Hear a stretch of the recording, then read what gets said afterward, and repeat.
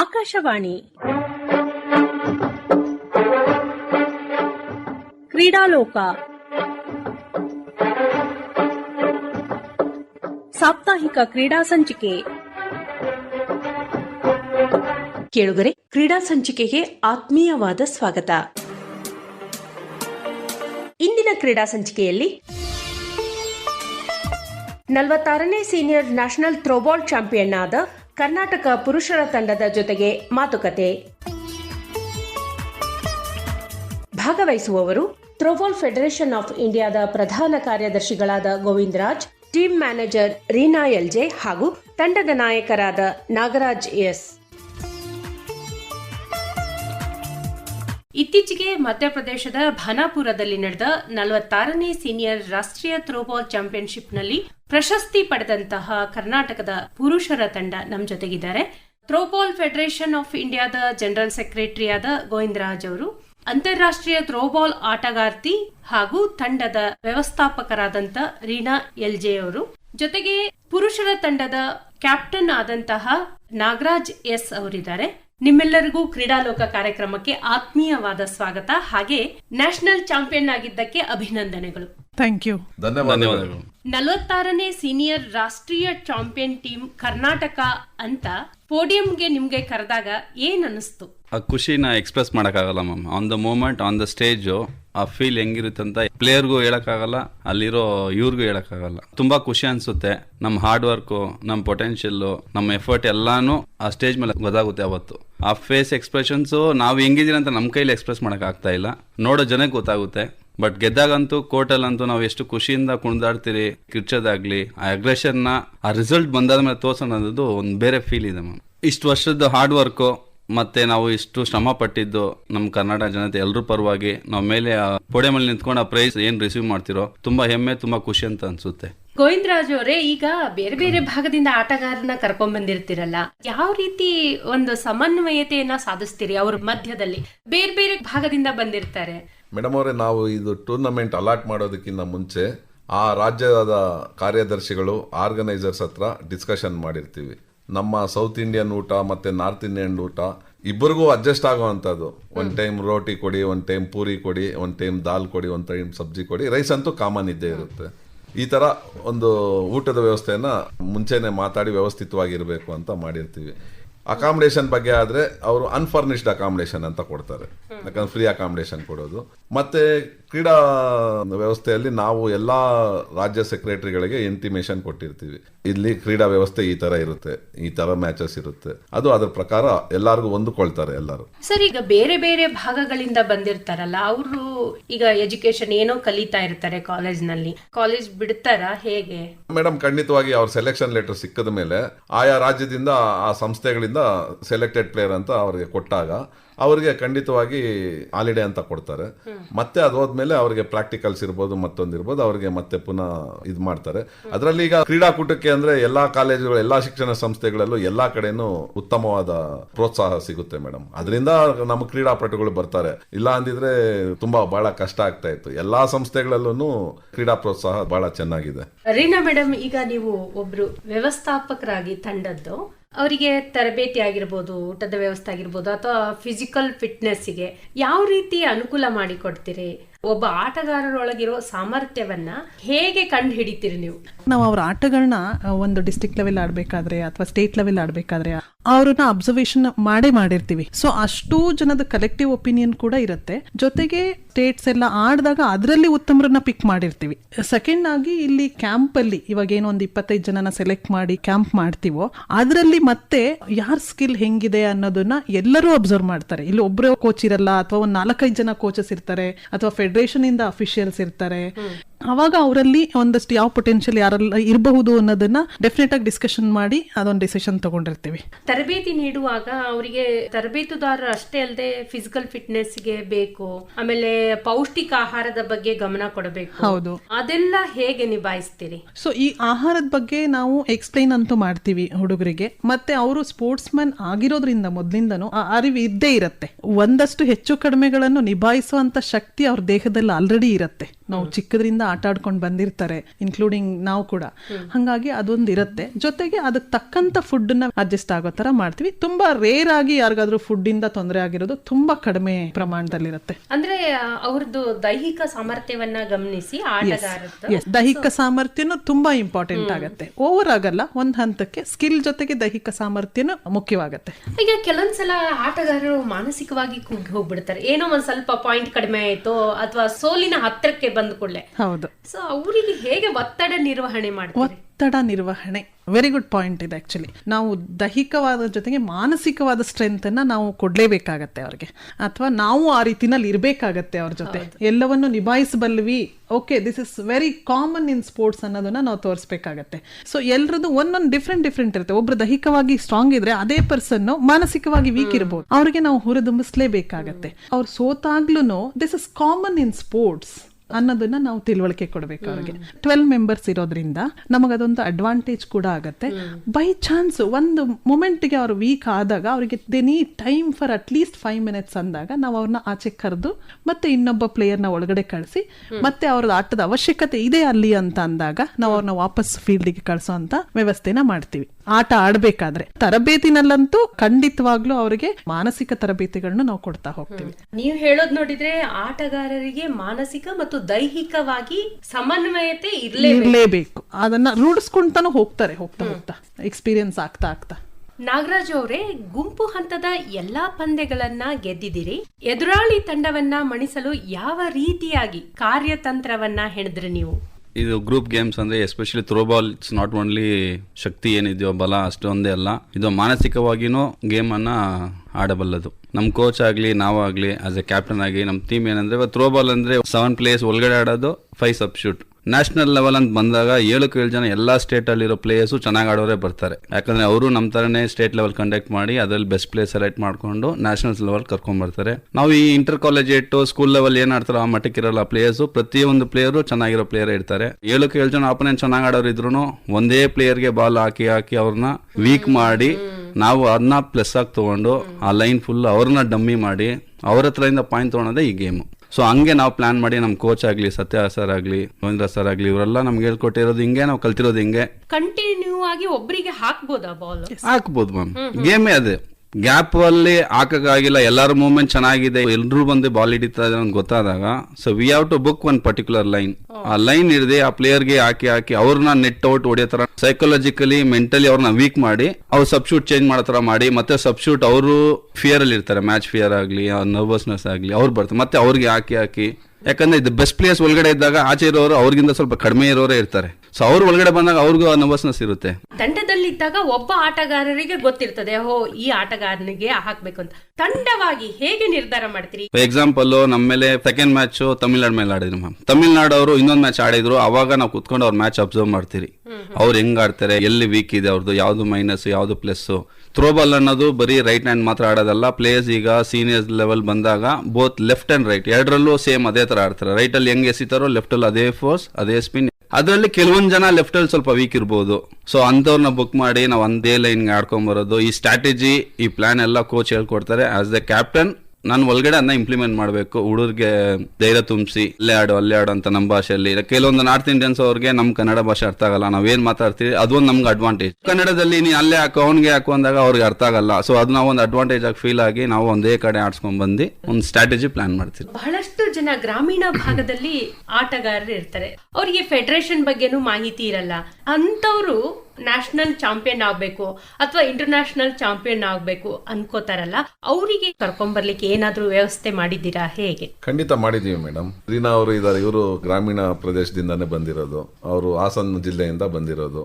ಅದೇ ತರ ನಮ್ಮ ಮಂಗಳೂರು ಕಡೆ ಬೈಕಂಪಾಡಿ ಅಂತ ಒಂದು ಪ್ರದೇಶ ಇದೆ, ಅಲ್ಲಿ ಸುಮಾರು ಒಂದು 20 ಕ್ಲಬ್ಗಳಿದೆ. ಇದಕ್ ಮುಂಚೆ ಅಲ್ಲಿಂದ ಪ್ರತಿ ಬಾರಿನೂ ನಮ್ಮ ಸೀನಿಯರ್ ರಾಷ್ಟ್ರೀಯ ಚಾಂಪಿಯನ್ಶಿಪ್ ಇದ್ದಾಗ ಸೀನಿಯರ್ ಪ್ಲೇಯರ್ಸ್ ಅಲ್ಲಿಂದ ಬರ್ತಾ ಇದ್ರು. ಅವರೆಲ್ಲ ಮೀನುಗಾರ ಕೆಲಸ ಮಾಡ್ಕೊಂಡು ಸಂಜೆ ಬಂದು ಅವರು ಪ್ರಾಕ್ಟೀಸ್ ಮಾಡ್ತಾ ಇದ್ರು. ನಾನೇ ಒಂದು 20 ವರ್ಷ ಹಿಂದೆ ಹೋಗಿ ಅಲ್ಲೊಂದು ಟೂರ್ನಮೆಂಟ್ ಎಲ್ಲ ಮಾಡಿ ಬಂದಿದ್ದೀನಿ. ನಾವು ಅಂತ ಪ್ಲೇಯರ್ಸ್ ನ ಅಂತ ಜಿಲ್ಲೆಗಳಿಂದ ಬರ್ತಾರಲ್ಲ, ಫಸ್ಟ್ ಪ್ರಾಮುಖ್ಯತೆ ಅಂತ ಅವ್ರು ಕೊಡ್ತೀವಿ ಸೆಲೆಕ್ಷನ್ಸ್. ಆಮೇಲೆ ಅಂತ ಕ್ರೀಡಾಪಟುಗಳು ಅಂತಾರಾಷ್ಟ್ರೀಯ ಮಟ್ಟಕ್ಕೂ ನಮ್ಮ ಕೈಯಲ್ಲಾಗಿರೋ ಸ್ಪಾನ್ಸರ್ ಲೆಟರ್ ಕೊಟ್ಟು ಸ್ಪಾನ್ಸರ್ಸ್ ಕೊಟ್ಟು ಸುಮಾರು ಜನನ ಅಂತಾರಾಷ್ಟ್ರೀಯ ಅಂತಾರಾಷ್ಟ್ರೀಯ ಮಟ್ಟಕ್ಕೂ ಸೆಲೆಕ್ಟ್ ಮಾಡಿದೀವಿ. ನಾವು ನಮ್ಮ ರಾಜ್ಯದಲ್ಲಿ ಪ್ರಮುಖವಾಗಿ ನಾವು ಫೋಕಸ್ ಮಾಡೋದು ಗ್ರಾಮೀಣ ಕ್ರೀಡಾಪಟುಗಳನ್ನ. ಸಿಟಿಯಲ್ಲಿ ಹೆಂಗೋ ಒಂಥರ ನಡೆದು ಹೋಗುತ್ತೆ, ಅವ್ರಿಗೊಂದು ಬೇಸಿಕ್ ಸವಲತ್ತುಗಳಿರುತ್ತೆ, ಎಲ್ಲ ಇದಿರುತ್ತೆ. ಸೆಲೆಕ್ಷನ್ ಅಲ್ಲೂ ಅಷ್ಟೇ, ರಾಜ್ಯ ಕಾರ್ಯದರ್ಶಿ ನಮ್ಮ ಸತ್ಯ ಯಾರು ಗ್ರಾಮೀಣದಿಂದ ಬಂದಿದ್ದಾರೆ ಫಸ್ಟ್ ಅವರ ಕ್ಷೇಮ ಸಮಾಚಾರ ಇರ್ಬೋದು, ಅವ್ರ ಅಕಾಮಿಡೇಷನ್ ಇರ್ಬೋದು, ಅವ್ರದ್ದು ವಿಚಾರಿಸ್ತಾನೆ. ಇಲ್ಲಿರೋರು ಬರ್ತಾರೆ, ಪ್ರಾಕ್ಟೀಸ್ ಮಾಡ್ತಾರೆ, ಹೋಗ್ತಾರೆ. ಅಲ್ಲಿಂದ ಬಂದು 15 ಡೇಸ್ ಇಲ್ಲಿ ಸಿಟಿಯಲ್ಲಿ ಇರ್ಬೇಕು ಅಂದ್ರೆ ರಿಲೇಷನ್ಸ್ ಮನೇಲಿ ಇರಕ್ಕಾಗಲ್ಲ. ನಾವು ಕೊಟ್ಟಿರೋ ಅಕಾಮಿಡೇಷನ್ ಅಲ್ಲಿ ಮತ್ತೆ ನಾವು ಕೊಡೋ ಊಟದಲ್ಲಿ ಕೊಟ್ಟು ವ್ಯವಸ್ಥಿತವಾಗಿ ನಾವು ಫೋಕಸ್ ಎಲ್ಲ ಅವ್ರ ಮೇಲೆನೆ ಇಟ್ಟಿರ್ತೀವಿ. ನಾಳೆ ದಿನ ಸಂಸ್ಥೆಗೆ ತೊಂದರೆ ಆಗ್ಬಾರ್ದಲ್ವಾ. ಅದು ಈಗ ಗೊತ್ತಲ್ಲ ಮೇಡಮ್, ಸ್ವಲ್ಪ ಹೆಚ್ಚು ಕಡಿಮೆ ಆದ್ರೂ ಎಲ್ಲ ವೈರಲ್ ಆಗುತ್ತೆ. ಆದ್ರಿಂದ ನಾವು ಬಹಳ ಮುಖ್ಯವಾಗಿ ಇದು ಗ್ರಾಮೀಣ ಕ್ರೀಡಾಕೂಟ ಆಗಿರೋದ್ರಿಂದ ಗ್ರಾಮೀಣ ಅಭ್ಯರ್ಥಿಗಳಿಗೆ ಪ್ರಥಮ ಪ್ರಾಶಸ್ತ್ಯ ಕೊಡ್ತೀವಿ ನಾವು. ಫೆಡರೇಷನ್ ಬಗ್ಗೆ ಹೇಳೋದಾದ್ರೆ ಈಗ ಶಾಲಾ ಮಟ್ಟ ಆಗಿರ್ಬೋದು, ಕಾಲೇಜ್ ಮಟ್ಟದಲ್ಲಿ ಆಗಿರ್ಬೋದು, ಸರ್ಕಾರಿ ಶಾಲೆಗಳಲ್ಲಿ ಅಥವಾ ಸರ್ಕಾರಿ ಕಾಲೇಜ್ಗಳಲ್ಲಿ ಥ್ರೋಬಾಲ್ ಕೋಚ್ ಇದ್ರೆ ಅಲ್ಲಿ ಆಟಗಾರರು ಮುಂದೆ ಬರ್ಬೋದಾ? ಸರ್ಕಾರ ಈ ನಿಟ್ಟಿನಲ್ಲಿ ಏನಾದ್ರೂ ಕೆಲಸ ಮಾಡ್ಬೇಕಾ ಅಥವಾ ಫೆಡರೇಷನ್ ಅವ್ರು ಏನಾದ್ರೂ ಯೋಜನೆಗಳನ್ನ ಹಾಕೊಂಡಿದ್ದೀರಾ? ಮೇಡಮ್, ಏನಾಗುತ್ತೆ ಅಂದ್ರೆ ಈಗ ಸರ್ಕಾರಿ ಶಾಲೆಗಳಲ್ಲಿ ಪ್ರತಿಯೊಂದು ಸರ್ಕಾರಿ ಶಾಲೆಯಲ್ಲೂ ಒಬ್ಬ ಮುಖ್ಯ ಶಿಕ್ಷಕರಾಗಿರ್ತಾರೆ. ಅದರಲ್ಲಿ ದೈಹಿಕ ಶಿಕ್ಷಕರು ಒಬ್ಬರೇ ಇರ್ತಾರೆ, ಪಿ ಟೀಚರ್. ಅವರು ಕಂಪ್ಲೀಟ್ ಫಸ್ಟ್ ಸ್ಟ್ಯಾಂಡರ್ಡ್ ಇಂದ 7th ವರೆಗೂ ಒಬ್ಬರೇ ಇರ್ತಾರೆ. ಏನಾಗುತ್ತೆ ಅಂದ್ರೆ ಅವರು ಇದು ನಮ್ದು ಸ್ಕೂಲ್ ಗೇಮ್ ಫೆಡರೇಷನ್ ಅಲ್ಲಿ ಇರೋದ್ರಿಂದ ಸ್ಕೂಲ್ ಮಟ್ಟದಲ್ಲೂ ಇದೆ, ಹೈಸ್ಕೂಲ್ ಲೆವೆಲ್ ಅಲ್ಲೂ ಇದೆ, ಮತ್ತೆ ಕಾಲೇಜು ಲೆವೆಲ್ ಅಲ್ಲೂ ಇದೆ, ಯೂನಿವರ್ಸಿಟಿ ಲೆವೆಲ್ ಅಲ್ಲೂ ಇದೆ. ಎಲ್ಲಾ ಮಟ್ಟದಲ್ಲಿ ಇರೋದ್ರಿಂದ ಎಲ್ಲಾ ಕಡೆಯಿಂದಾನು ಪ್ಲೇಯರ್ಸ್ ನಮ್ಗೆ ಬರ್ತಾರೆ. ಏನಾಗುತ್ತೆ ಅಂದ್ರೆ ನಮ್ಗೆ ಅಲ್ಲಿ ದೈಹಿಕ ಶಿಕ್ಷಕರಿಗಿನ್ನ ಈ ಕ್ಲಬ್ಸ್ ಅಲ್ಲಿ ಕೆಲವು ಕೋಚಸ್ ಇರ್ತಾರೆ. ಎಲ್ಲಾರು ಒಟ್ಟಿಗೂಡಿ ನಾವು ಪ್ಲೇಯರ್ಸ್ ನ ಮುಂದೆ ತರಲಿಕ್ಕೆ ಪ್ರಯತ್ನ ಮಾಡ್ತೀವಿ. ರೀನಾ ಅವರೇ, ಕ್ವಾರ್ಟರ್ ಫೈನಲ್ ನಲ್ಲಿ ಮಧ್ಯಪ್ರದೇಶದ ವಿರುದ್ಧ ಹಾಗೆ ಸೆಮಿಫೈನಲ್ ನಲ್ಲಿ ಆಂಧ್ರ ಪ್ರದೇಶದ ವಿರುದ್ಧ ಹೆಚ್ಚು ಅಂತರದಿಂದ ಗೆದ್ರಲ್ಲ, ಸೊ ಆ ಕಾನ್ಫಿಡೆಂಟ್ ಟೀಮಿಗೆ ಬರ್ಲಿಕ್ಕೆ ಕಾರಣ ಏನಂತ ಹೇಳ್ತೀರಾ? ಅಂದ್ರೆ ಎಲ್ಲಾ ಪಂದ್ಯದಲ್ಲೂ ಗೆಲುವು ಸಾಧಿಸ್ಲಿಕ್ಕೆ ಸಾಧ್ಯವಾಗಿದ್ದು ಹೇಗೆ? ನಾನು ಒಂದ್ ಹೇಳ್ತೀನಿ ಇದ್ರೆ, ತರಬೇತಿ ಏನ್ ನಡೆಯುತ್ತೋ ಇಲ್ಲಿ ಅದರಲ್ಲಿ ಅವರಿಗೆ ಮುಕ್ಕಾಲು ಭಾಗ ಕಾನ್ಫಿಡೆನ್ಸ್ ತುಂಬಿಸ್ಬಿಟ್ಟಿರ್ತಾರೆ ಎಲ್ಲ ಕೋಚಸ್ ಸೇರಿ. ಅಲ್ಲಿ ಹೋದ್ಮೇಲೆ ಅವ್ರು ತುಂಬಾ ನರ್ವಸ್ ಆಗೋದು ಕಡಿಮೆ ಇತ್ತು. ನಮ್ಮ ಪ್ಲೇಯರ್ಸ್ ನಾನು ನೋಡಿದಾಗ ಅವರು ಡೇ ನೈಟ್ ಎವ್ರಿ ಈವ್ನಿಂಗು ಬೆಳಗ್ಗೆ ನಮ್ಮ ಕ್ಯಾಂಪಲ್ಲಿ ಅಷ್ಟೇ ಅಲ್ಲ, ಅವ್ರು ಆಚೆನೂ ದಿನ ರೆಗ್ಯುಲರ್ ಆಗಿ ಪ್ರಾಕ್ಟೀಸ್ ಮಾಡ್ತಾರೆ. ಪ್ರಾಕ್ಟೀಸ್ ಏನ್ ಮಾಡುತ್ತೆ ಅಂದ್ರೆ ಅವರಿಗೆ ಅಲ್ಲಿ ತುಂಬಾ ಕಾನ್ಫಿಡೆನ್ಸ್ ಕೊಡುತ್ತೆ ಕೋರ್ಟ್ ಒಳಗಡೆ. ಮತ್ತೆ ಕೋಆರ್ಡಿನೇಷನ್ ಇರುತ್ತಲ್ಲ ಟೀಮಲ್ಲಿ, I will take that ball ಅಂತ ಕಾಲ್ ಔಟ್ ಮಾಡಿದ್ರೆ ಎಲ್ಲರೂ ಅವೇ ಆಗ್ತಾರೆ. That kind of understanding the team will have. ಅಷ್ಟು ಕೋಚಿಂಗ್ ನಡೆದಿರುತ್ತೆ ಇಲ್ಲಿ. ಸೊ ಅವಾಗ ಅವರಿಗೆ ಅಲ್ಲಿ ಆ ನರ್ವಸ್ನೆಸ್ ಬರಲ್ಲ, ಕಾನ್ಫಿಡೆನ್ಸ್ ಇಂದ ಆಡ್ತಾರೆ. ಮತ್ತೆ ನಾವು ಸೋಲನ್ನ ನೆಗೆಟಿವ್ ಆಗಿ ತಗೊಳ್ಳೋದಕ್ಕೆ ಟ್ರೈನ್ ಮಾಡಿರಲ್ಲ ಅವ್ರನ್ನ. ಅಕಸ್ಮಾತ್ ಅಲ್ಲಿ ಸೋತ್ರು ಅವರಿಗೆ ಅದೊಂದು ಜೋಶಲ್ಲೇ ಅದನ್ನ ಹೊರದುಂಬಿಸಿ ಅವ್ರನ್ನ ಆ ಸೋಲನ್ನು ಮತ್ತೆ ಇನ್ನೊಂದು ಗೇಮ್ ಅಲ್ಲಿ ಗೆಲುವಾಗಿ ತಗೊಳೋದಕ್ಕೆ ಆ ಟ್ರೈನಿಂಗ್ ಅವ್ರಿಗಾಗಿರುತ್ತೆ. ನಾಗರಾಜ್ ಅವರೇ, ಫೈನಲ್ ಪಂದ್ಯದಲ್ಲಿ 25-14, 25-21 ಮಧ್ಯಪ್ರದೇಶದ ತಂಡವನ್ನ ಮಣಿಸಿದ್ರಲ್ಲ, ಆ ಪಂದ್ಯದ ಕುರಿತಾಗಿ ಹೇಳಿ. ಯಾವ ರೀತಿ ತಂತ್ರಗಾರಿಕೆ ಇತ್ತು ನಿಮ್ದು ಅಲ್ಲಿ? Amateur throwball association of Karnataka ಏನ್ ಪ್ಲಾನ್ ಮಾಡ್ತಾರೆ ಅಂದ್ರೆ, ಯಾವಾಗೂ ಪೆಡಗಾಜಿ ಲೆಸನ್ ಪ್ಲಾನ್ ಅಂತ ಇರುತ್ತೆ, ನಾವು ಅದನ್ನೇ ಫಾಲೋ ಮಾಡೋದು. ದಟ್ ಪೆಡಗಾಜಿ ಲೆಸನ್ ಪ್ಲಾನ್ ಅನ್ನೋದು 21 ದಿವಸ ಇರುತ್ತೆ. ಆ 21 ದಿವಸ ಕ್ಯಾಂಪ್ ಖಂಡಿತವಾಗೂ ಬೆಳಿಗ್ಗೆ ಮತ್ತೆ ಸಂಜೆ ಇರುತ್ತೇವೆ. ನಮ್ ಸೆಕ್ರೆಟರಿ ಆಗ್ಲಿ ಮತ್ತೆ ನಮ್ ಕೋಚಸ್ ಆಗ್ಲಿ ಅವ್ರು ಹೆಂಗ್ ಪ್ಲಾನ್ ಮಾಡ್ತಾರೆ ಅಂದ್ರೆ, ನ್ಯಾಷನಲ್ಸ್ ಎಲ್ಲಿದೆ ಅಂತ ನೋಡ್ತಾರೆ ಫಸ್ಟ್. ಯಾವ ಸೌತ್ ಅಲ್ಲಿ ಇದೆಯಾ, ನಾರ್ತ್ ಅಲ್ಲಿ ಇದೆಯಾ ಅಂತ ಅದ್ ನೋಡ್ಕೊಂಡು ಕ್ಲೈಮೇಟ್ ಚೆಕ್ ಮಾಡ್ತಾರೆ. ಈ ಡೇಟ್ಗೆ ಯಾವ ತರ ಕ್ಲೈಮೇಟ್ ಇರುತ್ತೆ. ಸೊ ನಮ್ ಪ್ರಾಕ್ಟೀಸ್ ಸೆಷನ್ಸ್ ಆ ಕ್ಲೈಮೇಟ್ ತಕ್ಕಂಗೆ, ಇವಾಗ ಅಲ್ಲಿ 7% ಇತ್ತು ಅಂದ್ರೆ ನಮ್ದು ಅದು ಅರ್ಲಿ ಮಾರ್ನಿಂಗ್ 5:30 ಕರೆದ್ರೆ ನಮ್ದು ಎಷ್ಟು ಇರ್ಬೋದು. So we have to practice at 5:30. ಅವಾಗ ಅದೇ ಕ್ಲೈಮೇಟ್ಗೆ ಸ್ವಲ್ಪ ಈಕ್ವಲ್ ಆಗಿ ಮ್ಯಾನೇಜ್ ಆಗುತ್ತೆ. ಆತರ ನಮ್ಗೆ 5:30 ಕರೆದಿ ಈ ಚಳಿಗೆ ನೀವು ಆಡ್ಬೇಕು, ಬಾಲ್ ಹಿಡಿಬೇಕು, ಅವಾಗ್ಲೇ ಅಲ್ಲಿಗೆ ಕಾಂಪನ್ಸೇಟ್ ಆಗುತ್ತೆ. ಬಿಸಿಲಲ್ಲಿತ್ತ ಅವಾಗ ಏನ್ ಮಾಡ್ತಾರೆ, ಮಧ್ಯಾಹ್ನ 1-2 ಗಂಟೆ ಕೈತಾರೆ. ಮ್ಯಾಚ್ ಬಿಸಿಲಲ್ಲಿದ್ದಾಗ ಏನ್ ಮಾಡ್ತೀರಾ, ಟೈರ್ಡ್ ಅಂತ ಹೇಳ್ತೀರಾ? ಇಲ್ಲ. ಸೊ ಆ ತರ ನಮ್ಗೆ ಶೆಡ್ಯೂಲ್ ಮಾಡಿ ಆ 21 ಡೇಸ್ಗೂ ಯಾವ ಕ್ಲೈಮೇಟ್ ಇದ್ರು, ಯಾವ ವಾತಾವರಣ ಇದ್ರು ನೀವು ಅಡ್ಜಸ್ಟ್ ಆಗ್ಬೇಕಂತ ಹೇಳಿ ಕೋಚ್ ಆಗ್ಲಿ, ನಮ್ಮ ಸತ್ಯ ಸರ್ ಸೆಕ್ರೆಟರಿ ಆಗ್ಲಿ, ನಮ್ಗೆ ನ್ಯೂಟ್ರಿಷನ್ಸ್ ಲೆವೆಲ್ ಇಂದಾನು ಹಿಡ್ದಿ, ಆ ಫಿಟ್ನೆಸ್ ಲೆವೆಲ್ ಇಂದಾನು ಹಿಡ್ದಿ ಈ ತರ ರೆಡಿ ಮಾಡಿದಕ್ಕೆ ನಮ್ಗೆ ಫೈನಲ್ಸ್ ಆಡ್ಬೇಕಾದ್ರೆ ಕಷ್ಟ ಇತ್ತು, ಇಲ್ಲ ಅಂತಂದಿಲ್ಲ. ಬಟ್ ಏನಂದ್ರೆ ಸ್ವಲ್ಪ ನಮ್ಗೆ ಕ್ಲೈಮೇಟ್ ಆಗ್ಲಿ ಎಲ್ಲದಕ್ಕೂ ಅಡ್ಜಸ್ಟ್ ಆದಂಗೆ ಈಸಿ ಆಯ್ತು. ಅಂದ್ರೆ ವಾತಾವರಣನೂ ಬಹುಮುಖ್ಯ ತುಂಬಾ ವಹಿಸ್ತದೆ ಇಲ್ಲಿ. ಕ್ಲೈಮೇಟ್ ತುಂಬಾ ಇಂಪಾರ್ಟೆಂಟ್ ಮ್ಯಾಮ್. ಚಳಿಗೆ ನಾವು ಏನು ಪ್ರಾಕ್ಟೀಸ್ ಮಾಡ್ದಿರ, ನಾವು ಅದೇ 5 o'clock ಪ್ರಾಕ್ಟೀಸ್ ಮಾಡಿದ್ರೆ ಹಂಗೆ ಹೋಗಿದ್ರೆ ನಮ್ಗೆ ಆಡಕ್ಕಲ್ಲಿ ಸಾಧ್ಯನೇ ಇಲ್ಲ. ರೀನಾ ಮೇಡಮ್, ನೀವು ಅಂತಾರಾಷ್ಟ್ರೀಯ ಥ್ರೋಬಾಲ್ ಆಟಗಾರ್ತಿ, ನಿಮ್ಮ ವೈಯಕ್ತಿಕ ಸಾಧನೆಯ ಕುರಿತಾಗಿ ಹೇಳೋದಾದ್ರೆ? ನಾನು 5 ಇಂಟರ್ನ್ಯಾಷನಲ್ಸ್ ಆಡಿದ್ದೀನಿ, 5ರಲ್ಲೂ ಗೋಲ್ಡ್ ಮೆಡಲ್. 1 ಇಂಡಿಯಾದಲ್ಲಿ ಆಡಿದ್ದೀನಿ, ಅದು ನನ್ನ ಹೆಮ್ಮೆ. ವೈಯಕ್ತಿಕವಾಗಿ ಥ್ರೋಬಾಲ್ ಅಂದ್ರೆ yes, this is what I been doing and now as I am support. ನಾನು ಥ್ರೋಬಾಲ್ ನ ಬೆಳೆಸಬೇಕು ಅನ್ನೋ ರೀತಿನಲ್ಲಿ ನಾನು ಒಂದು ಕಾಂಟ್ರಿಬ್ಯೂಟರ್ ಆಗಿ ಕೆಲಸ ಮಾಡ್ತಾ ಇದ್ದೀನಿ. ಇಂಡಿಯಾದಲ್ಲಿ ತುಂಬಾ ದೊಡ್ಡ ಮಟ್ಟಗಿದೆ ನಮ್ಗೆ ಇನ್ನು ಬೆಳೆಸ್ತಾ ಇದೀವಿ. ಆದ್ರೂ ಇಂಟರ್ನ್ಯಾಷನಲ್ ಲೆವೆಲ್ ಅಲ್ಲಿ ಕೂಡ ಇದು ಇಂಡಿಯಾ ತರನೇ ಬೆಳೆದು ಇದು ನಮಗೆ ಒಲಿಂಪಿಕ್ಸಿಗೆ ಹೋಗ್ಬೇಕು ಅಥವಾ ಏಷ್ಯನ್ ಗೇಮ್ಸಿಗೆ ಹೋಗ್ಬೇಕು ಅನ್ನೋದು ನಮ್ಮ ಅಭಿಲಾಷೆ. ಅದ್ರ ತಕ್ಕಂತೆ ಪ್ರಯತ್ನಗಳನ್ನ ತುಂಬಾ ಹಾಕ್ತಾ ಇದೀವಿ. ಥ್ರೋಬಾಲ್ ಆಟಗಾರರು ನಾನ್ ಆಡ್ಬೇಕು ಅಂತ ಒಂದು ಗ್ರಾಮೀಣ ಭಾಗ ಇರ್ಬೋದು, ಯಾವುದೇ ಆಟಗಾರರು ಲೈಫ್ ನಲ್ಲಿ ಥ್ರೋಬಾಲ್ ನ ನಾನು ಆಯ್ಕೆ ಮಾಡ್ಕೋತೀನಿ ಅಂದಾಗ ಯಾವ ಸಿದ್ಧತೆ ಬೇಕು? ಹಾಗೆ ಥ್ರೋಬಾಲ್ ದುಬಾರಿ ಗೇಮಾ? ಯಾವುದೇ ಕಾರಣಕ್ಕೂ ನಮ್ದು ದುಬಾರಿ ಗೇಮ್ ಅಲ್ಲ. ನಮಗೆ ಒಂದು 40-60 ಸೈಟ್ ಮೆಜರ್ಮೆಂಟ್ ಇದ್ರೆ ನಮ್ ಕೋರ್ಟ್ ಮೆಜರ್ಮೆಂಟ್ ಅಷ್ಟೇ. 40 ಅಡಿಗೆ 60 ಅಡಿ ಇದ್ರೆ ನಮ್ ಕೋರ್ಟ್ ಮೆಜರ್ಮೆಂಟ್, ಒಂದು ನೆಟ್ಟು ಒಂದು ಬಾಲು, ಆಡ್ಲಿಕ್ಕೆ 7 ಜನ ಪ್ಲೇಯರ್ ಬೇಕು. ನಮ್ದು ಯಾವುದೇ ಕಾರಣಕ್ಕೂ ದುಬಾರಿ ಗೇಮ್ ಅಲ್ಲ. ಗ್ರೌಂಡ್ ತುಂಬಾ ಚಿಕ್ಕದಾಗಿರುತ್ತೆ.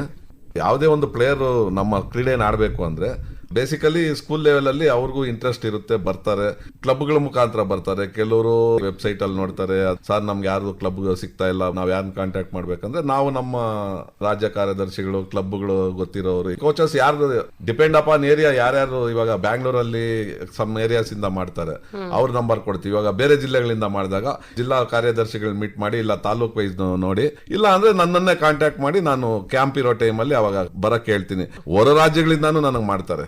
ನಾನು ಅವಾಗ ಸೆಕ್ರೆಟರಿ ನಂಬರ್ ಕೊಟ್ಟು ಫೀಡ್ಬ್ಯಾಕ್ ಹೇಳ್ಬಿಟ್ಟು ಈ ತರ ಕಾಲ್ ಮಾಡ್ತಾರೆ, ಅವ್ರು ಇಂಟ್ರೆಸ್ಟೆಡ್ ಆಗಿದ್ದಾರೆ, ಅವ್ರಿಗೇನೋ ದಾರಿ ಮಾಡ್ಕೊಡಿ ಅಂತ ಹೇಳ್ತೀವಿ. ಕ್ರೀಡೆ ಬಗ್ಗೆ ಅವರು ಉತ್ಸಾಹದಿಂದ ಕೇಳುವಾಗ ಅವನ್ನ ನಾವು ಎನ್ಕರೇಜ್ ಮಾಡಿ ಅವ್ರಿಗೊಂದು ಅವಕಾಶ ಕೊಡೋ ತರ ಇದ್ ಮಾಡ್ತೀವಿ. ಯಾವುದೇ ಕಾರಣಕ್ಕೂ ನಮ್ದು ದುಬಾರಿ ಕ್ರೀಡೆ ಅಲ್ಲ. ಭವಿಷ್ಯದಲ್ಲಿ ಉತ್ತಮ ಆಟಗಾರ ಆಗ್ಬೋದು. ಥ್ರೋಬಾಲ್ ನ ವೃತ್ತಿಯಾಗಿ ಆಯ್ದುಕೊಂಡ್ರೆ ಭವಿಷ್ಯ ಇದೆನಾ? ಖಂಡಿತ ಇದೆ ಮೇಡಮ್. ಈಗ ನಮ್ಮ ಥ್ರೋಬಾಲ್ ವೃತ್ತಿಯಲ್ಲಿ ನಾನು ಹೇಳ್ಬೇಕಂದ್ರೆ ಒಂದು 20 ವರ್ಷ ಹಿಂದೆ ಪೊಲೀಸ್ ಇಲಾಖೆಯಲ್ಲಿ ಒಂದು 20 ಕ್ರೀಡಾಪಟುಗಳು ಇದಾಗಿದ್ದಾರೆ. ಇವತ್ತು ಎಲ್ಲಾರು DYSP SP ಲೆವೆಲ್ ವರೆಗೂ ಹೋಗಿದ್ದಾರೆ. ಸ್ಪೋರ್ಟ್ಸ್ ಕೋಟಾನಲ್ಲಿ ಎಲ್ಲ ಮಹಿಳಾ ಕ್ರೀಡಾಪಟುಗಳು, ಮತ್ತೆ RBI ಅಲ್ಲಿ ಕೆಲಸ ಇದ್ದಾರೆ, ಇನ್ಕಮ್ ಟ್ಯಾಕ್ಸ್ ಅಲ್ಲಿ ಇದ್ದಾರೆ. ವಿದ್ಯಾಭ್ಯಾಸದಲ್ಲಂತೂ ಲೆಕ್ಕವಿಲ್ಲದಷ್ಟು ಇಂಜಿನಿಯರ್ಸ್ ಆಗಿದ್ದಾರೆ. ಸ್ಪೋರ್ಟ್ಸ್ ಕೋಟಾ, ಮೆಡಿಕಲ್ ಹೋಗಿದ್ದಾರೆ. ಮತ್ತೆ ಎಲ್ಲಾ ಸ್ಕೂಲು ಕಾಲೇಜಲ್ಲೂ ಡಿಸ್ಕೌಂಟ್ ಅಂತ ಸ್ಟೇಟ್ ಸರ್ಟಿಫಿಕೇಟ್, ನ್ಯಾಷನಲ್ ಸರ್ಟಿಫಿಕೇಟ್ ತೋರಿಸಿದ್ರೆ 20%, ಕೆಲವು ಕಡೆ 50%, ಕೆಲವು ಕಡೆ ಫ್ರೀ ಸೀಟೇ ಕೊಡ್ತಾ ಇದ್ದಾರೆ. ಲಕ್ಷಾಂತರ ರೂಪಾಯಿ ಡೊನೇಷನ್ ಇರುತ್ತೆ. ಅದೇ ಒಂದು ಸ್ಪೋರ್ಟ್ಸ್ ಪರ್ಸನ್ ಬಂದಿದ್ದಾರೆ ಅಂದ್ರೆ ಅವ್ರಿಗೆ ಒಂದು ಕೋಟಾ ಅಂತ ಇರುತ್ತೆ. ನಮ್ಮ ಥ್ರೋಬಾಲ್ ಕ್ರೀಡೆನೆ ಅಂತ ಹೇಳೋದ್ರಿಲ್ಲ, ಯಾವುದೇ ಕ್ರೀಡೆ ಎಲ್ಲ ಆದ್ರೆ ಅವ್ರಿಗೆ ಅನುಕೂಲ ಇದ್ದೇ ಇರುತ್ತೆ ಮೇಡಮ್. ವಿದ್ಯಾಭ್ಯಾಸ ಮತ್ತೆ ಉದ್ಯೋಗ ಅವಕಾಶದಲ್ಲಿ 100% ಅವ್ರಿಗೆ ಅವಕಾಶ ಇದ್ದೇ ಇರುತ್ತೆ. ಸರ್, ಈಗ ಖೇಲೋ ಇಂಡಿಯಾದಲ್ಲಿ ಇದೆನಾ ಥ್ರೋಬಾಲ್? ಈ ಸರಿ ಖೇಲೋ ಇಂಡಿಯಾದಲ್ಲಿ ಥ್ರೋಬಾಲ್ ನ ಆಡಿಸಿದ್ದಾರೆ. I was part of it. Khelo ಇಂಡಿಯಾದಲ್ಲಿ ಕರ್ನಾಟಕದಲ್ಲಿ ನಾವು ಪಾರ್ಟಿಸಿಪೇಟ್ ಮಾಡಿದ್ವಿ, but throughout India throwball ಆಡಿಸಿದ್ದಾರೆ. ಅಂದ್ರೆ Olympic and non Olympic games ಅಂತ ಮಾಡಿದ್ರು. ನಾನ್ ಒಲಿಂಪಿಕ್ ಗೇಮ್ ಅಂಡರು ನಮ್ಮ ಥ್ರೋಬಾಲ್ ನ ಮುಖ್ಯವಾಗಿ ಕ್ರೀಡೆ ಆಗಿನೇ ತಗೊಂಡು ವಾಲಿಬಾಲ್, ಥ್ರೋಬಾಲ್, ಫುಟ್ಬಾಲ್ ತರನ ಇದು 3 ಗೇಮ್ಸ್ ನ ಆಡಿಸೋದು. ಅದೊಂದು ಒಳ್ಳೆಯ ಬೆಳವಣಿಗೆ ಅಂತ ಹೇಳ್ಬೋದು. ನನಗೆ ಒಂದು ಖುಷಿ ಅಂದ್ರೆ ಅದೊಂದು ಆರ್ಗನೈಸಿಂಗ್ ಕಮಿಟಿನಲ್ಲಿ ನಾನಿದ್ದೆ. ಕರ್ನಾಟಕದಲ್ಲಿ ನಾರ್ತ್ ಅಲ್ಲಿ ಆದಾಗ ನಾನು ಒಂದ್ 2-3 ಗೇಮ್ಸ್ ಗೆ ಐ ವಾಸ್ ರೆಸ್ಪಾನ್ಸಿಬಲ್. ನಾಗರಾಜ್ ಅವರೇ, ತಂಡದ ನಾಯಕರು ನೀವು. ನಿಮ್ಮ ತಂಡದಲ್ಲಿ ಎಷ್ಟು ಆಟಗಾರರಿದ್ರು, ಅವರ ಹೆಸರನ್ನ ಹೇಳಿ. 12 ಮೆಂಬರ್ಸ್. ನನ್ನ ಹೆಸರು ನಾಗರಾಜ್, ಅಜಯ್ ಕುಮಾರ್, ಪ್ರೀತಮ್, ಹರಿಕಿಶನ್ ದುಬೆ, ದಿನೇಶ್ ಬಾಬು, ಯಶವಂತ್, ಅಖಿಲ್, ವರುಣ್, ಕುಶಾಲ್ ಯಾದವ್, MB ದೇವರಾಜ್, ರಾಕೇಶ್ ಕುಮಾರ್ ಅಂಡ್ ನಿತೇಶ್. ಇದರಲ್ಲಿ ಬೇರೆ ಬೇರೆ ಡಿಸ್ಟಿಕ್ ಇಂದಾನು ಎಲ್ಲರೂ ಇದ್ರು. ನಮ್ ಕರ್ನಾಟಕ ಸುಮಾರು ಒಂದು 20-25 ವರ್ಷದಿಂದಾನು ನಾವು 1 in top 3 ಅಲ್ಲಿ ಇದ್ದೇ ಇರ್ತೀರಿ. ಏನಕ್ಕೆ ಇರ್ತೀರಿ ಅಂದ್ರೆ ನಮ್ದು ಡಿಸಿಪ್ಲಿನ್, ನಮ್ಮ ಸಂಸ್ಥೆ ಏನಿದೆಯೋ ನಮ್ ಕರ್ನಾಟಕ ಅಸೋಸಿಯೇಷನ್, ಅವ್ರು ಏನ್ ನಮ್ಗೆ ದಾರಿ ಮಾಡಿ ತೋರಿಸಿರೋದು ನಾವು ಅದನ್ನೇ ಫಾಲೋ ಮಾಡ್ಕೊಂಡ್ ಬರೋದು. ಏನಕ್ಕೆ ನಾವು ಅಚೀವ್ ಮಾಡ್ತೀರಿ ಅಂದ್ರೆ ಟೂರ್ನಮೆಂಟ್ ಪ್ಲೇಸ್ ಆಗ್ಲಿ ಎಲ್ಲಾ ಕಡೆ ಆಗ್ಲಿ, ಕರ್ನಾಟಕ ಅಂದ್ರೆ ಡಿಸಿಪ್ಲಿನ್. ನಾವು ಎಲ್ಲೇ ಊಟಕ್ಕೆ ಹೋದ್ರು ಸರಿ, ವಾರ್ಮ್ ಅಪ್ ಮಾಡೋದು ಸರಿ, ಎಲ್ಲೋ ಲೈನ್ ಅಲ್ಲೇ ಹೋಗೋದು. ಸಬ್ ಜೂನಿಯರ್, ಜೂನಿಯರ್, ಸೀನಿಯರ್ ನಮ್ನ ಬೆಳೆಸಿರೋದು ಹಂಗೆ. ಬಿಕಾಸ್ ಆಫ್ ದ ಡಿಸಿಪ್ಲಿನ್ ನಾವು ಈ ಗೇಮ್ ನ ಅಚೀವ್ ಮಾಡ್ಕೊಂಡ್ ಬರ್ತಾ ಇದ್ದೀರಿ. ನಿಮ್ಮ ಸಾಧನೆಯ ಗುಟ್ಟು ಅದೇ ಅಂತ ಹೇಳ್ಬೋದು. ಹೌದು, ನಮ್ ಡಿಸಿಪ್ಲಿನ್, ನಮ್ಮ ಅಸೋಸಿಯೇಷನ್ ಸಂಸ್ಥೆ ಏನಿದೆಯೋ ಇವಾಗವರೆಗೂ ಅದನ್ನೇ ಪಾಲಿಸ್ತಾ ಇದ್ದೀರಿ.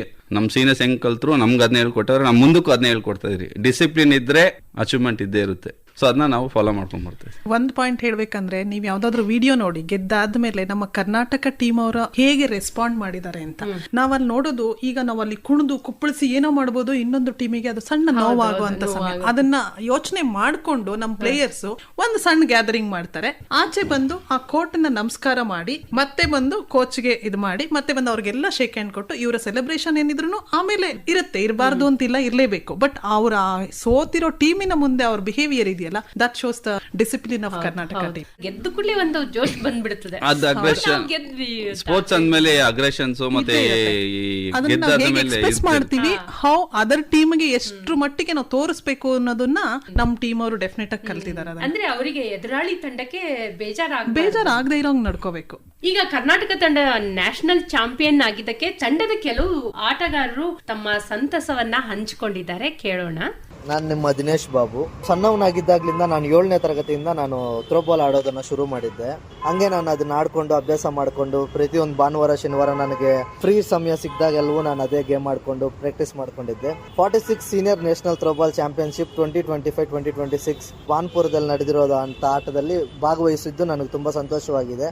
ನಾನು ತುಂಬಾ ಆಸಕ್ತಿಯಿಂದ ಅಲ್ಲಿ ಆಟ ಆಡಕ್ಕೆ ಹೋಗಿದ್ದೆ. ಅಂಡ್ ಅಲ್ಲಿ ಬಂದಿದ್ದಂತ ಪ್ರತಿಯೊಂದು ಟೀಮು ತುಂಬಾ ಚೆನ್ನಾಗಿ ಆಟ ಆಡಿತ್ತು. ನಾವು ತುಂಬಾ ಕಲ್ತಿದ್ದೀವಿ ಅವರಿಂದ. ನಾನು ತುಂಬಾ ಎಂಜಾಯ್ ಮಾಡಿದ ಗೇಮ್ ಅಂತಂದ್ರೆ ಸೆಮಿಫೈನಲ್ಸ್ ಗೇಮ್. ನಾವು ಆಂಧ್ರ ಪ್ರದೇಶ ಒಟ್ಟಿಗೆ ಆಡಿದ್ದ ಆಟದಲ್ಲಿ ನಾನು ನಮ್ಮ ಟೀಮು ಎಲ್ಲರೂ ಒಂದು ಒಳ್ಳೆ ಸ್ಪಿರಿಟ್ ಇಂದ ಆಟ ಆಡಿದ್ವಿ. ಹಾಗಾಗಿ ನಾವು ಆ ಟೀಮನ್ನ ಸೋಲ್ಸ್ಬಿಟ್ಟು ನಾವು ಫೈನಲ್ಸ್ ಗೆದ್ದು ಫೈನಲ್ಸ್ಗೆ ಹೋಗಿದ್ದೀವಿ. ನಾವು ಫೈನಲ್ಸ್ಗೆ ಹೋದ ನಂತರ ನಮ್ಗೆ ಮತ್ತು ಮಧ್ಯಪ್ರದೇಶ ಟೀಮ್ಗೆ ಫೈನಲ್ಸ್ ಇತ್ತು. ನನ್ನ ಟೀಮಿಂದ ಕಂಪ್ಲೀಟ್ ಸಪೋರ್ಟು ಮತ್ತು ಎಫರ್ಟ್ಸು ಎಲ್ಲರೂ ಪ್ರಾಕ್ಟೀಸ್ ಮಾಡಿ ಎಲ್ಲರೂ ತುಂಬ ಸಪೋರ್ಟ್ ಆಗಿದ್ದು ಎಲ್ಲರೂ ಎಫೆಕ್ಟ್ ಹಾಕಿರೋದ್ರಿಂದ ನಾವು ಫೈನಲ್ಸ್ ಮ್ಯಾಚ್ ಗೆದ್ದಿದ್ದೀವಿ. ಆಟ ಗೆದ್ದಿದ್ದ ಮೂಮೆಂಟ್ ಹೇಗಿತ್ತಂದರೆ ತುಂಬ ಅಮೇಝಿಂಗ್ ಫೀಲಿಂಗು. 4 ದಿನ ನಾವು ಅಲ್ಲಿ ಆಡಿರುವ ಆಟಗಳಾಗಲಿ ಎಲ್ಲ ಟೀಮ್ಗಳ ಜೊತೆ ನಾವು ಭಾಗವಹಿಸಿದ್ದು, ಆ ಸೀನಿಯರ್ ನ್ಯಾಷನಲ್ ಥ್ರೋಬಾಲ್ ಚಾಂಪಿಯನ್ಶಿಪ್ ಅನ್ನೋದು ನಾನು ಜನ್ಮದಲ್ಲಿ ಮರೆಯಲಾರದ್ದು. ಎಲ್ಲಕ್ಕಿಂತ ಹೆಚ್ಚಾಗಿ ಏನಂತಂದ್ರೆ ನಾನು ನಮ್ಮ ಸೀನಿಯರ್ಸ್ ಗಳಿಂದ ತುಂಬಾ ಕಲ್ತಿದ್ದೀನಿ. ಜಾಸ್ತಿ ಆಪರ್ಚುನಿಟೀಸ್ಗಳಿಗಾಗಿ ಇನ್ನು ಮುಂದೆ ನೋಡ್ತಾ ಇದ್ದೀನಿ. ನನ್ನ ಹೆಸರು MB ದೇವರಾಜ್, ವಿಜಯನಗರ ಜಿಲ್ಲೆ ಹರಪನಹಳ್ಳಿ ತಾಲೂಕು ಜಿ ದಾದಾಪುರ ಗ್ರಾಮ. ಮಧ್ಯಪ್ರದೇಶದ ಬಾನಾಪುರದಲ್ಲಿ ನಡೆದ ಸೀನಿಯರ್ ನ್ಯಾಷನಲ್ ಥ್ರೋಬಾಲ್ ಚಾಂಪಿಯನ್ಶಿಪ್ನಲ್ಲಿ ಕರ್ನಾಟಕ ತಂಡದ ಪರವಾಗಿ ಪ್ರತಿನಿಧಿಸಿದ್ದೆ. ನಾನು ಥ್ರೋಬಾಲ್ ಕಲ್ತಿದ್ದು ಶ್ರೀ ವೆಂಕಟೇಶ್ವರ ಪ್ರೌಢಶಾಲೆ ಗುಂಡಗತ್ತೆಯಲ್ಲಿ. ದೈಹಿಕ ಶಿಕ್ಷಕರಾದ ಶಿವಶಂಕರ್ ಸರ್ ಅವರು ನಮಗೆ ಮೊದಲು ಥ್ರೋಬಾಲನ್ನು ಕಲಿಸಿಕೊಟ್ರು. ಅಲ್ಲಿ ನಾನು ಪ್ರೌಢಶಾಲೆಯಿಂದನೇ ಈ ಥ್ರೋಬಾಲನ್ನು ಕಲಿತುಕೊಂಡೆ. ಅದ ನಂತರ ಮತ್ತೆ PU ಅಲ್ಲಿ ಇಂಟರ್ ಕಾಲೇಜು ಆಟ ಆಡಿದೆ. ಅಲ್ಲಿ ಕೂಡ ದ್ವಿತೀಯ ಸ್ಥಾನ ಪಡ್ಕೊಂಡ್ವಿ. ಡಿಗ್ರಿಯಲ್ಲಿ ದಾವಣಗೆರೆಯಲ್ಲಿ ಸರ್ಕಾರಿ ಪ್ರಥಮ ದರ್ಜೆ ಕಾಲೇಜ್ ದಾವಣಗೆರೆಗೆ ಸೇರಿಕೊಂಡು ಅಲ್ಲಿ ಕೂಡ ಈ ಥ್ರೋಬಾಲ್ ಆಟವನ್ನು ಮುಂದುವರಿಸಿದೆ. ಅಲ್ಲಿ ಒಂದು ಚೆನ್ನಾಗಿ ಆಡ್ಕೊಂತ ಅಲ್ಲಿ ಇರ್ತಕ್ಕಂಥ ದಸರಾ ಕ್ರೀಡಾಕೂಟಲ್ಲೆಲ್ಲ ಭಾಗವಹಿಸಿ ದೈಹಿಕ ಶಿಕ್ಷಣ ನಿರ್ದೇಶಕರಾದ MR ರೇಖಾ ಮೇಡಮ್ ಅವರು ಇನ್ನು ಅತ್ಯುತ್ತಮವಾಗಿ ಯಾವ ಥರ ಹಿಡಿಬೇಕು ಅಥವಾ ಹಾಕಬೇಕು ಸ್ಕಿಲ್ಗಳನ್ನು ಕಲಿಸ್ಕೊಟ್ರು. ಅಲ್ಲಿಂದ ಮತ್ತೆ ಇಂಟರ್ ಕಾಲೇಜ್ ಕಳೆಲ್ಲ ಭಾಗವಹಿಸಿ ಪ್ರಥಮ ಸ್ಥಾನ ಪಡ್ಕೊಂಡು ಫೈನಲ್ ಇರಿದ್ದ ಕೂಡ ಭಾಗವಹಿಸಿ ಇಂಟರ್ ಕಾಲೇಜು ಚಾಂಪಿಯನ್ಶಿಪ್ ನೊಂದಿ. ಅದ ನಂತರ ಈ ನ್ಯಾಷನಲ್ ಸೆಲೆಕ್ಷನ್ ನಡೀತು. ಅಲ್ಲಿ ಕೂಡ ಭಾಗವಹಿಸಿ ಸೆಲೆಕ್ಟ್ ಆಗಿ ಕರ್ನಾಟಕ ತಂಡವನ್ನು ಪ್ರತಿನಿಧಿಸಿದ್ವಿ. ಅಲ್ಲಿಂದ ಒಂದು 10 ದಿನಗಳ ಕಾಲ ಕ್ಯಾಂಪ್ ನಡೀತು. ಈಗೇನು ಸೀನಿಯರ್ ನ್ಯಾಷನಲ್ಗೆ ಹೋಗ್ಬೇಕಾದ್ರೆ ಅಲ್ಲಿರ್ತಕ್ಕಂಥ ನಾಗರಾಜ್ ಸರ್ ಕೋಚ್ ಆಗಿ ತುಂಬ ಅತ್ಯುತ್ತಮವಾಗಿ ವರ್ಕೌಟ್ ಹಾಗೆ ಸ್ಕಿಲ್ಗಳನ್ನು ಹೇಳ್ಕೊಟ್ರು. ಒಂದೊಳ್ಳೆ ಚೆನ್ನಾಗಿ ಎಕ್ಸ್ಪೀರಿಯನ್ಸ್ ಆಯಿತು. ಥ್ರೋಬಾಲ್ ಹಿಂಗೂ ಆಡ್ಬೋದು ಅನ್ನೋದು ಇನ್ನೂ ಅಷ್ಟು ಸ್ವಲ್ಪ ನನಗೆ ಮನವರಿಕೆ ಆಯ್ತು. ಇಷ್ಟೊಂದೆಲ್ಲ ಇದೆ, ಇಷ್ಟು ಕಾಂಪಿಟೇಷನ್ ಇದೆ, ಚೆನ್ನಾಗಿ ಆಡ್ಬೋದು. ಇನ್ನು ನಮಗೆ ಅಜಯ್ ಸರ್ ಕೂಡ ಅಷ್ಟೇ ಅತ್ಯುತ್ತಮವಾಗಿ ಕಲಿಸ್ಕೊಟ್ರು. ತುಂಬ ಚೆನ್ನಾಗಿ ಈ ಆಟವನ್ನು ಇನ್ನೂ ಮುಂದುವರಿಸ್ತೀನಿ. ನನ್ನ ಹೆಸರು ಪ್ರೀತಮ್. ಥ್ರೋಬಾಲ್ ಅನ್ನು 5ನೇ ತರಗತಿಯಿಂದ ಆಡುತ್ತಿದ್ದೇನೆ. 2026ರಂದು ನಡೆದ 46th senior national throwball championship Madhya Pradesh ಬಾನ್ಪುರ್ನಲ್ಲಿ ನಡೆಯಿತು ಮತ್ತು ಅದನ್ನು ತುಂಬಾ ಚೆನ್ನಾಗಿ ಅಚ್ಚುಕಟ್ಟಾಗಿ ನಡೆಸಿಕೊಟ್ಟಿದ್ದರು.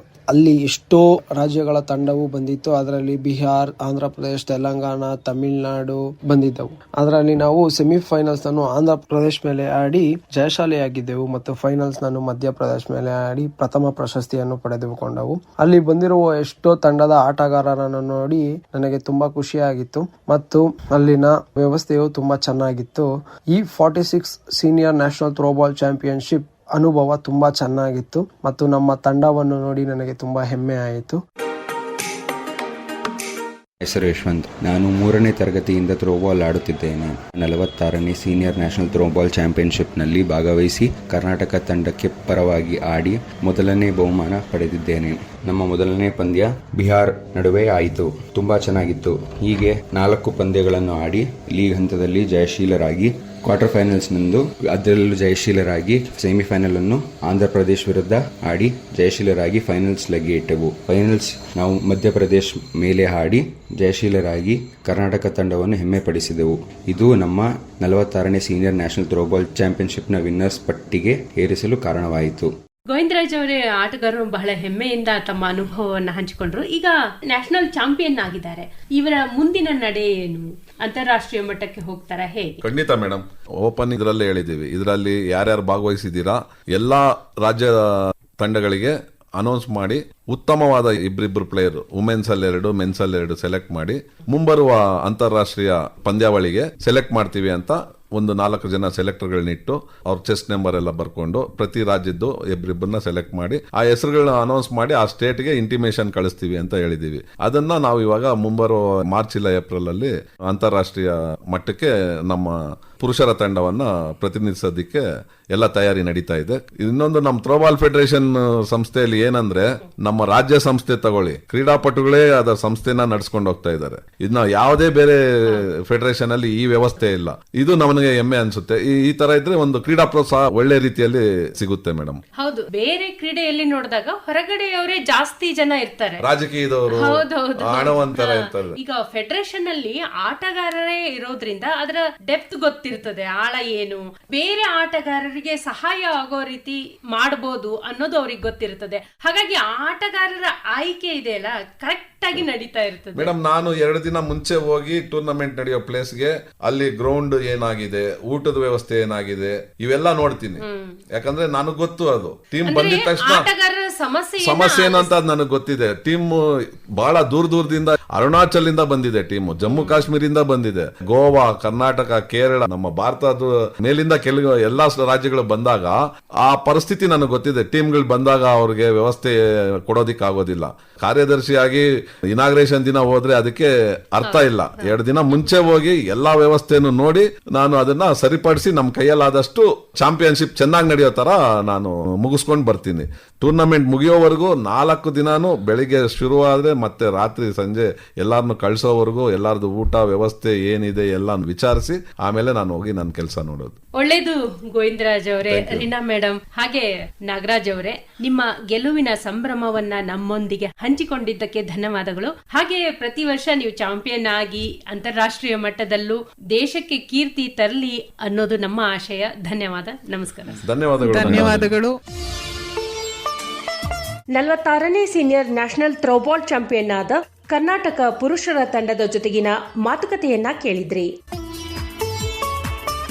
ಭಾಗವಹಿಸಿದವರು ಥ್ರೋಬಾಲ್ ಫೆಡರೇಷನ್ ಆಫ್ ಇಂಡಿಯಾದ ಪ್ರಧಾನ ಕಾರ್ಯದರ್ಶಿಗಳಾದ ಗೋವಿಂದರಾಜ್, ಟೀಮ್ ಮ್ಯಾನೇಜರ್ ರೀನಾ ಎಲ್ಜೆ ಹಾಗೂ ತಂಡದ ನಾಯಕರಾದ ನಾಗರಾಜ್ ಎಸ್. ಇವರನ್ನ ಮಾತನಾಡಿಸಿದವರು ಭಾರತಿ ನಾಗರಮಠ್. ನಿರ್ವಹಣೆ ಜ್ಯೋತಿ ದಾಸ್. ಇದಾಗಿತ್ತು ಕ್ರೀಡಾಲೋಕ ಕಾರ್ಯಕ್ರಮ. ರಾಜ್ಯವ್ಯಾಪಿ ಪ್ರಸಾರವಾದ ಈ ಕಾರ್ಯಕ್ರಮ ಆಕಾಶವಾಣಿ ಬೆಂಗಳೂರು ಕೇಂದ್ರದ ಕೊಡುಗೆ.